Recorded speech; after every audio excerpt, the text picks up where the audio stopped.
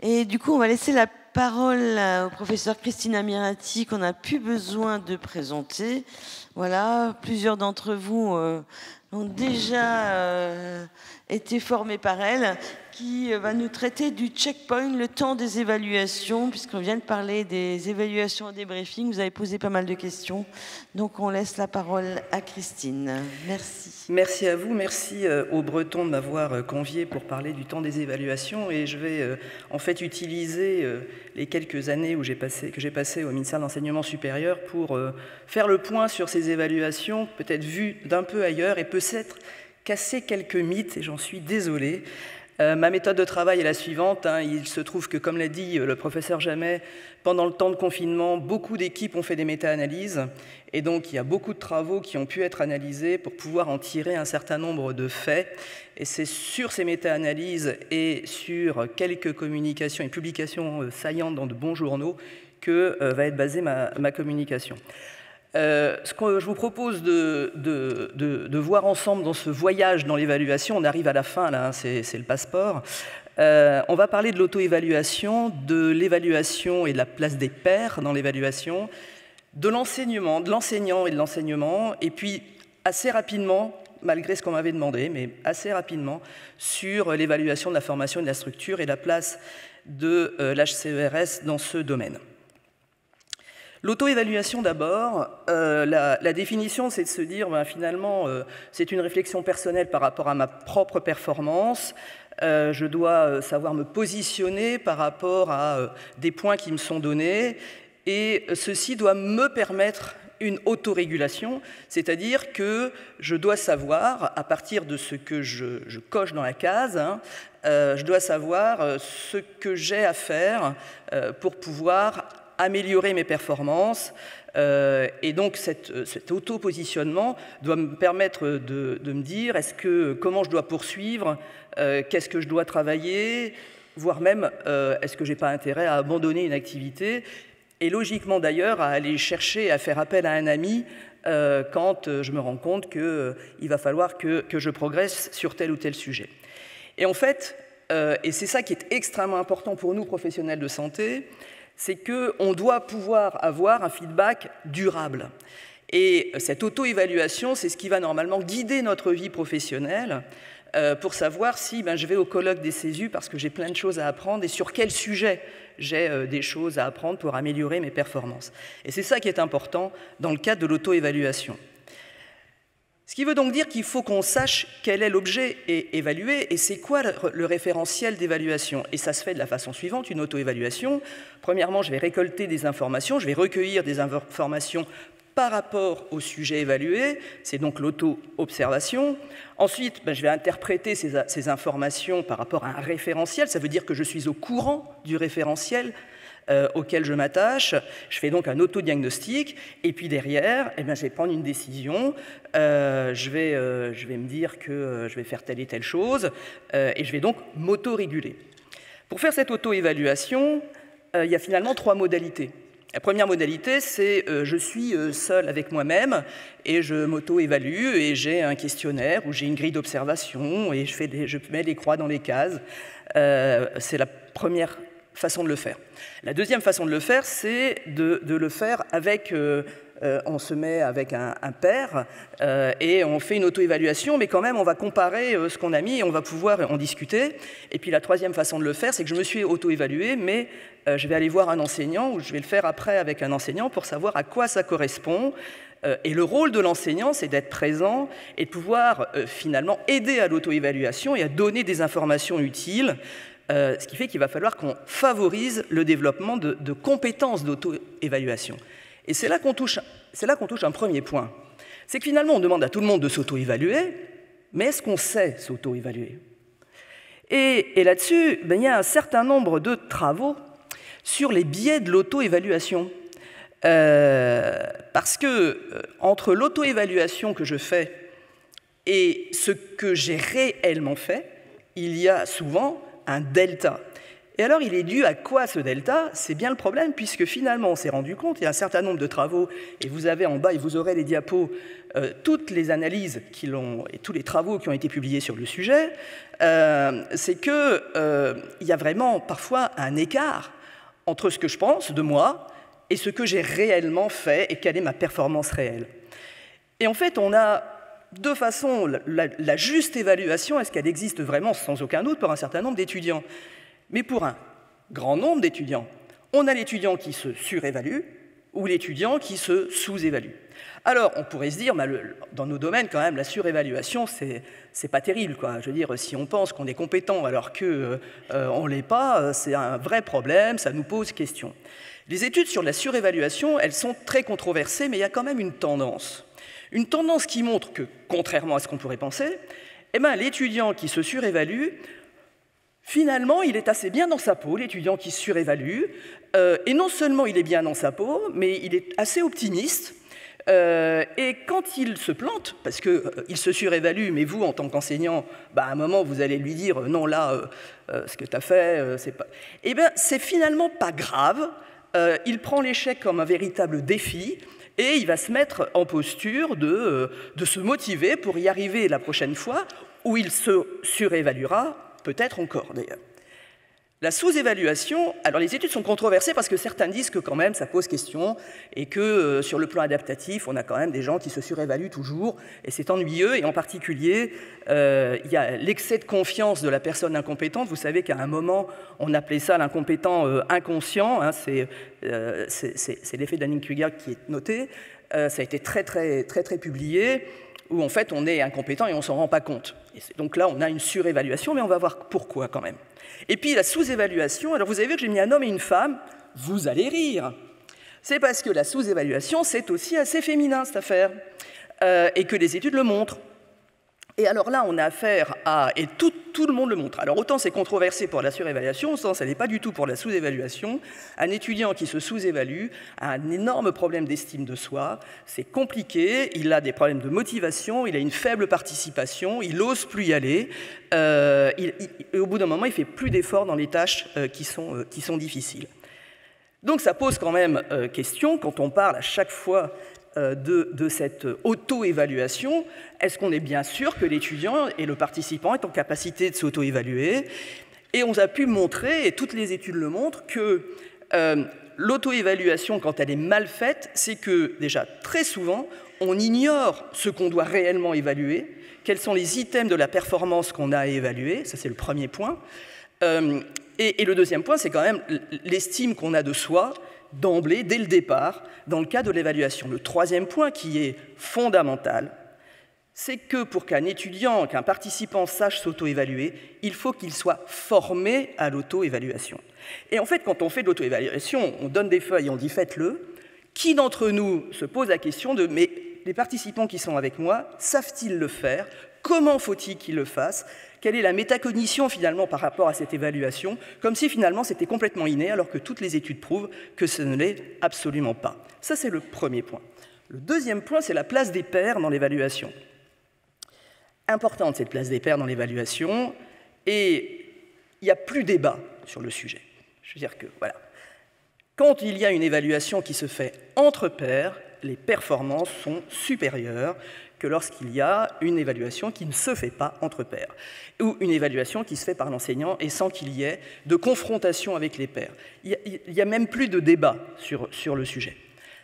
Le débat pourrait être de dire, est-ce que, on en a parlé hier à propos du tutorat, l'évaluation et le travail fait avec des pairs de même promotion, est-ce qu'on a des performances qui sont identiques par rapport à un tutorat avec des pairs qui ont un niveau supérieur? La réponse, là encore, elle est univoque. Toutes les méta-analyses le prouvent. Il est intéressant de travailler avec des pairs de niveau supérieur et les résultats de performance sont plus importants. Est-ce que ça veut dire qu'il faut toujours travailler avec des pairs d'âge supérieur? La réponse est non. Ce qu'il faut, c'est bien faire en sorte qu'on puisse avoir des auto-évaluations, et dans le cadre des formations, et je pensais hier, il y avait une intervention sur les IFSI, évidemment, ou sur les étudiants en santé en général, Tout ce qui peut être fait, tout le travail qui peut être fait avec des étudiants d'année supérieure vis-à-vis d'étudiants d'année inférieure est de toute façon extrêmement important. Mais quoi qu'il en soit, il faut former les pairs. Bref, l'auto-évaluation avec soi-même ou l'auto-évaluation avec les pairs, qu'il s'agisse d'auto-évaluation de même promotion ou d'évaluation avec des pairs de promotion supérieure, implique obligatoirement une formation. Et donc, si je veux faire un petit point d'étape dans notre passeport, et je vais étayer mon propos de point d'étape, premièrement, si on veut travailler l'auto-évaluation, il faut une préparation, c'est-à-dire qu'il faut des référentiels et des normes qui soient connus et expliqués aux apprenants. Il faut que les apprenants soient motivés, engagés pour le faire. Tout le monde n'a pas envie de faire cette auto-évaluation parce qu'elle n'est pas évidente. Le rôle de l'enseignant, contrairement à ce qu'on pourrait imaginer, il est fondamental parce que justement, il va falloir expliquer cette auto-évaluation. L'appropriation des outils, on en a parlé. Importance des biais de sur- et de sous-évaluation, je reviendrai dessus quand je parlerai de l'enseignant. Et puis l'autorégulation, ben oui, mais une fois que je sais là où j'en suis, savoir comment je remédie à, eh ben c'est pas évident. Il faut qu'on puisse travailler sur le processus pour l'apprentissage. Et puis le feedback durable, pour nous, c'est extrêmement important. Quel cheminement réflexif, et c'est là que l'enseignant va également intervenir, juste pour dire que dans les universités, je vous ai mis deux petites photos là, c'est former les pairs et former à l'auto-évaluation. Donc cette auto-évaluation implique une formation, c'était le premier grand message. Deuxième message, là on va encore casser quelques mythes, j'en suis navré, c'est l'enseignant et l'évaluation. Alors tout le monde parle de l'approche par compétences. À l'université aujourd'hui et dans les instituts de formation, on parle bien d'approche par compétences. Et donc on est passé finalement aujourd'hui de l'évaluation des connaissances à l'évaluation des compétences. Est-ce si simple ? On se rend compte, concernant le rôle de l'enseignant, là encore beaucoup de méta-analyse, un très gros travail qui a été fait sur le secondaire, montre, et c'est noté, que quand il y a un enseignant qui n'est pas forcément bien formé, en tout cas, il est responsable de perte de performance, on va en reparler. L'approche par compétences, c'est aussi ce qu'on appelle aujourd'hui les situations d'apprentissage et d'évaluation. Dans l'enseignement supérieur, et ça, l'HCERS le pointe, c'est-à-dire qu'on vérifie, quand il y a une accréditation, on vérifie que les situations d'évaluation sont bien en lien avec les situations d'apprentissage, et c'est ce qu'on appelle l'alignement pédagogique. Donc, si les situations d'évaluation n'ont rien à voir avec les situations d'apprentissage, on a faux. Voilà, donc alignement pédagogique, c'est important. Et c'est là qu'il est noté que dans de grosses études, les différences entre les compétences des élèves étaient expliquées dans près de 10% des cas par l'enseignant lui-même, à cause, entre guillemets, de l'enseignant. Et juste cette petite dia, pour vous montrer que c'est une diapo qui est issue de guide de l'enseignant de l'enseignement supérieur sur comment on évalue une compétence, vous vous rendez compte qu'on n'évalue pas une compétence avec un produit fini, en se disant la compétence est acquise, parce que tout à fait en bas à votre gauche, la production du document ou la production telle qu'elle est faite suffit. Pas du tout. L'évaluation d'une compétence, c'est j'ai vu, j'ai entendu, j'ai lu ce que l'étudiant a fait, et on l'observe durant ses activités, on échange avec lui, et on ne se contente pas d'un produit fini. Quand on évalue, finalement, nous, une compétence, est-ce qu'on évalue réellement une compétence à la fin d'une simulation? On pourrait quand même se poser la question, on se la pose d'ailleurs, parce qu'on est quand même tous très conscients qu'on est en voie d'acquisition d'une compétence, on n'est pas forcément avec une compétence acquise, et que le débriefing, c'est ce cheminement réflexif dont je parlais tout à l'heure, et donc la réflexion sur l'action.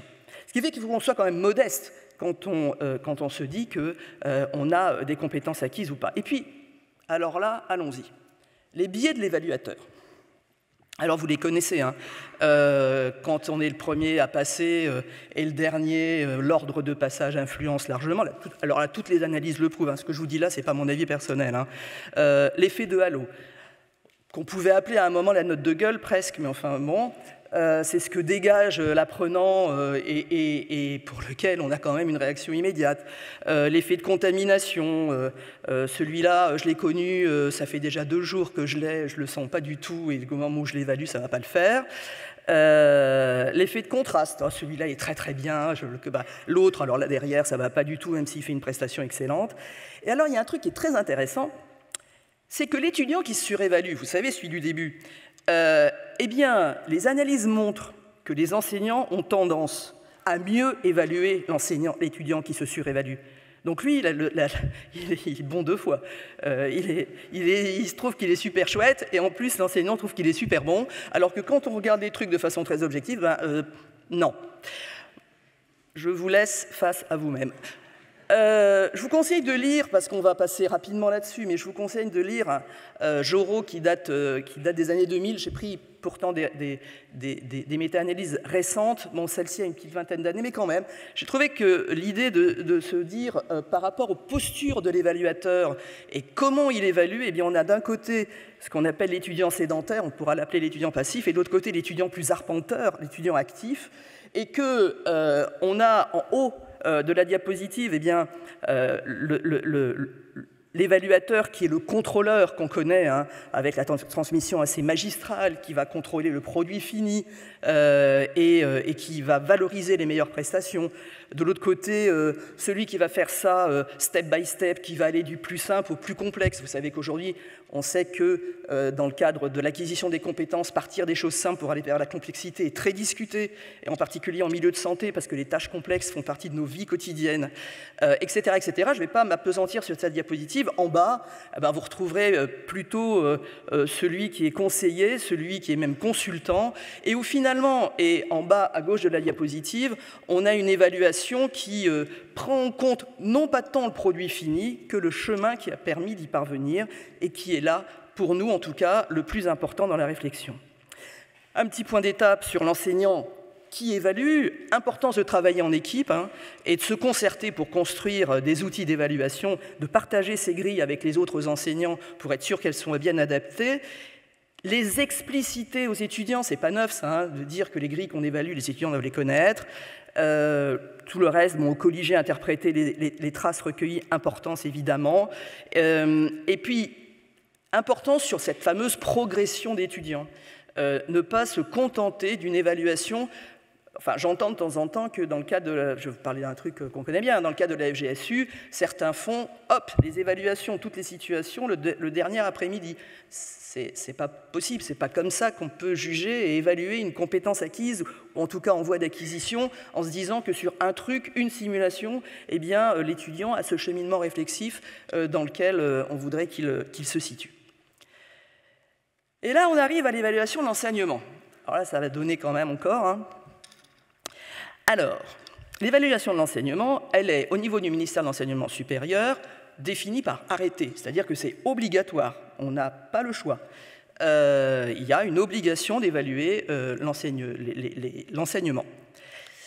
Et donc les modalités sont de toute façon classiquement faites soit par des observateurs externes, tout à l'heure Véronique en parlait, entre pairs, ou bien avec quelqu'un qui travaille, c'est dans le cas de la formation de formateurs, on a quelqu'un qui va tutorer quelqu'un d'autre, et puis on a le questionnaire, je vais donc m'attarder sur le questionnaire aux participants, et donc l'évaluation de l'enseignement par les étudiants, ça s'appelle comme ça, c'est les 3 E dans l'enseignement supérieur. Je vous ai mis le dash à côté pour dont on parlait tout à l'heure, on a des grilles, enfin bon. Quelques réflexions. Alors, qu'est-ce qui va limiter l'évaluation de l'enseignement par les étudiants ou par les participants? C'est-à-dire que déjà, entre l'enseignement et l'enseignant, j'ai envie de vous dire, il n'y a qu'un pas. C'est que parfois, ce n'est pas l'enseignement que les participants évaluent, mais bien l'enseignant. Rappelons qu'en France, l'évaluation nominative sur un site d'un enseignant est interdite. On n'a pas le droit de le faire. On n'a pas le droit d'avoir une évaluation nominative par des participants sur un enseignant.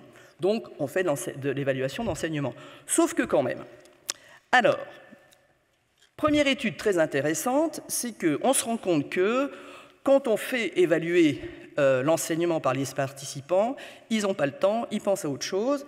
Et à tel point, il y a eu une étude qui a été menée où ils évaluaient les enseignements et de fait les enseignants. Ils ont mis des noms d'enseignants qui n'existaient pas et les étudiants les ont évalués quand même. Ce qui était intéressant, c'est qu'ils ont appelé les enseignants fantômes. L'anonymat. Ah, l'anonymat. Alors là, il y a un truc qui est incroyable. Quand vous mettez votre nom, ben vous évaluez mieux l'enseignant que quand vous ne le mettez pas. Voilà. Donc on a pu montrer que finalement, si on veut gagner des points, il ne faut pas faire anonyme, parce que être pas très gentil avec quelqu'un en mettant son nom, voilà, il faut le faire. Difficulté du cours et attente de notes. Alors là, c'est intéressant aussi, c'est-à-dire que plus un sujet de cours paraît abrupt, déjà, moins il va être bien noté.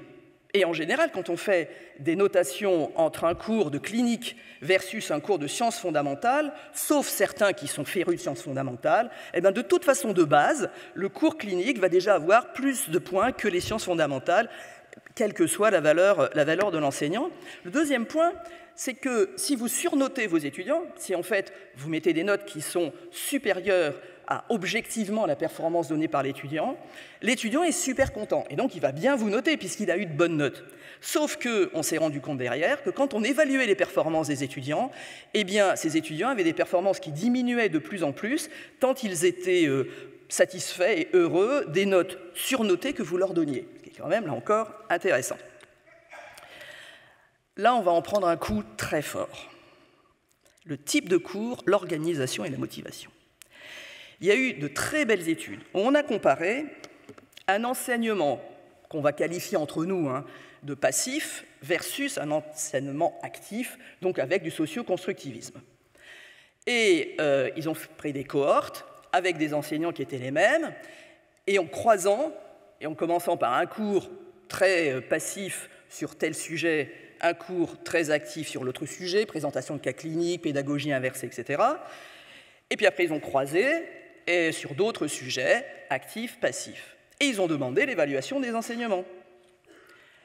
Bon, et bien très clairement, à chaque fois, les enseignements qui étaient les mieux notés étaient les enseignements passifs. C'est-à-dire que l'étudiant était, entre guillemets, satisfait et heureux d'être passif. Par contre, quand on évalue les performances, c'était bien dans les enseignements actifs que les performances étaient meilleures. Mais le degré de satisfaction des étudiants, c'était l'enseignement passif, qui prédominait. Je vous laisse réfléchir. Le deuxième point, vous allez rire, mais ça par contre, j'enfonce pas les portes ouvertes. Plus les groupes sont petits, plus les étudiants sont contents. Ça, heureusement, on garde certaines valeurs. Et alors, on termine par les préjugés sexistes et l'attrait physique. Vous savez, cette note de gueule. Méta-analyse. Il vaut mieux être un homme beau, et je suis désolé, mais blanc, que l'inverse. Et tout ça, c'est largement prouvé. Désagréable, mais prouvé. À tel point d'ailleurs que, sur ce dernier point, dans une université américaine, c'était tellement prégnant, il y avait des différences qui allaient de 2 points de différence entre les enseignantes et les enseignants. Toute évaluation d'enseignement, finalement, commençait par « vous allez avoir tendance à surévaluer les enseignants masculins, etc., etc., etc. » Prenez donc en compte cette notion et nous vous demandons d'être le plus objectif possible sûr. Et ils ont réussi, à force d'entraînement à l'évaluation des enseignements, à diminuer, pas complètement à corriger, mais en tout cas à diminuer cette différence. Et ce qui était intéressant, c'est que par contre, l'objectivité restait sur les enseignants masculins. Enfin, je veux dire, c'est pas pour ça que les enseignants masculins ont une moins bonne note. Mais ils ont réussi à diminuer un petit peu cette différence-là. Donc, pas de corrélation non plus entre un enseignant qui est bien coté et un enseignant qui est mal coté en ce qui concerne les performances. Et on en a parlé. Pourquoi est-ce que les étudiants préfèrent disent qu'ils sont plus satisfaits pour les enseignements passifs? Parce que ça leur prend moins de temps cognitif, parce qu'ils ne savent pas comment évaluer, etc. Donc, Une évaluation de l'enseignement, elle doit être multimodale. On ne peut pas se contenter des questionnaires d'évaluation, ça c'est juste pas possible. Il faut pouvoir faire des focus avec les étudiants. Il faut que les questionnaires aient été testés préalablement entre les étudiants et les enseignants, et puis que les étudiants soient formés à évaluer. Enfin, sur l'évaluation, et j'en termine, sur l'évaluation de la structure et l'évaluation de la formation, il m'était demandé, alors vous savez, plein d'organismes, hein, je vais donc juste vous parler très brièvement du Haut Conseil de l'évaluation de la recherche et de l'enseignement supérieur, qui explique d'ailleurs ma com faite avec Michel Cotier, qui a travaillé avec moi au ministère de l'Enseignement supérieur et qui est aujourd'hui à l'HCERS, juste pour dire que quand on est évalué et accrédité au niveau de l'HCERS, on a obligatoirement une certification Calliope. L'HCERS, c'est donc une évaluation qui est tous les 5 ans. Il y a une évaluation interne, qui est une auto-évaluation, et puis une évaluation des activités externes par des pairs. Et donc, ce sont des enseignants, chercheurs, qui participent à l'évaluation des structures de formation d'enseignement supérieur. Et donc, il va falloir...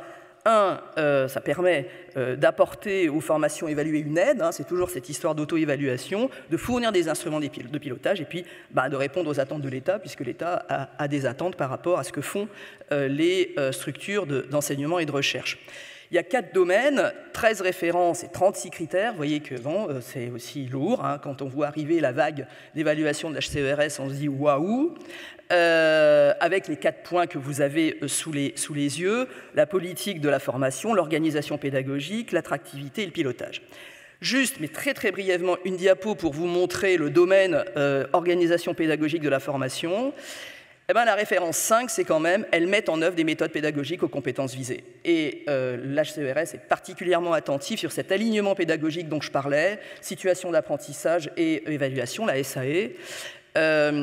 La formation développe et diversifie ses pratiques pédagogiques, très engagée et surtout actuellement sur la part de présentiel et la part de distanciel et sur l'hybridation et pas tout en distanciel par exemple, etc., etc.